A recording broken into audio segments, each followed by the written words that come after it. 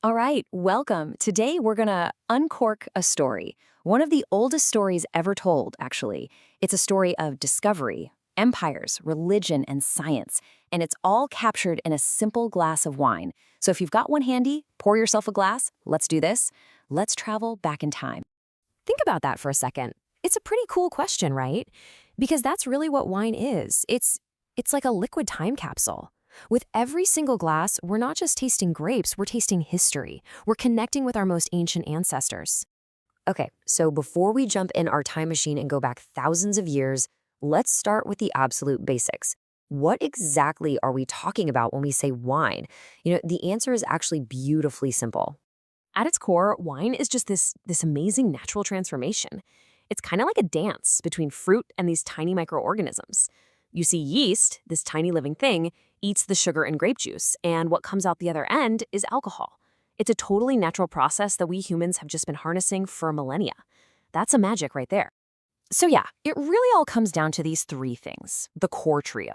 You've got your grapes, which provide all the raw material. You've got yeast, that microscopic little engine that does all the heavy lifting. And then you've got time.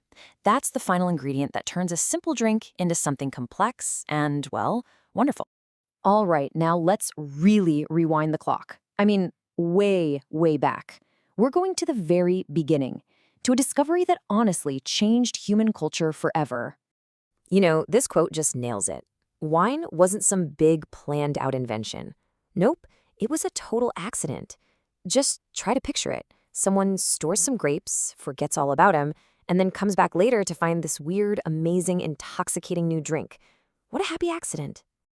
And believe it or not, archaeologists have actually pinpointed where this happy accident happened. Over in modern-day Georgia, they found chemical residue in 8,000-year-old pottery jars. That's the earliest proof of winemaking we have. And in Iran's Zagros Mountains, same story. So this is it. This is where our journey officially kicks off. So from this simple chance discovery, wine, well, it turned into something so much bigger.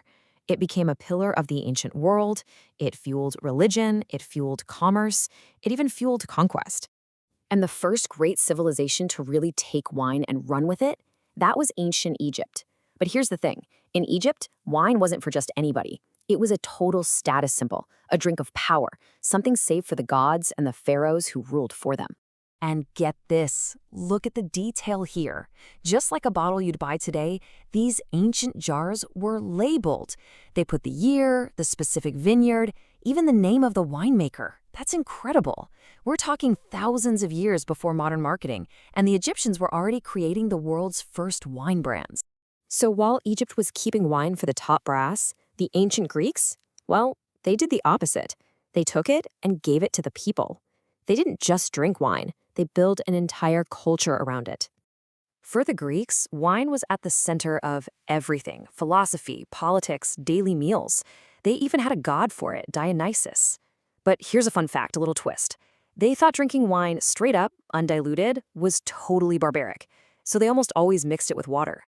Okay, so next up, the Romans. And if you think of the Greeks as the ones who created wine culture, then the Romans were like the engineers who put it into mass production and shipped it to the entire known world. They were the great distributors.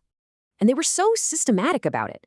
As the Roman legions conquered new lands, they literally took grapevines with them, planting the seeds of what would become the legendary wine regions of France, Spain, and Germany.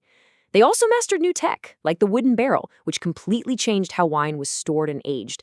And crucially, they made it available to everyone, from the richest senator to the everyday soldier. Now, after Rome falls, you'd think the story of wine might just fizzle out. But nope, not at all. Instead, it found new protectors, new continents, and started its journey to become the truly global drink it is today. This timeline kind of gives you the highlight reel. Through the Dark Ages, it was Christian monks who kept the art of winemaking alive. Then, during the Age of Exploration, vines were loaded onto ships and planted in the Americas, South Africa, Australia, all over. And then, a real game changer, the invention of the modern glass bottle and cork. Suddenly, you could age and ship wine like never before. And that brings us right into the modern era. This is where winemaking goes from this ancient craft to a massive, scientific, global industry. But, as you're about to see, it almost all came crashing down. Yeah, That fragility became terrifyingly real in the late 1800s.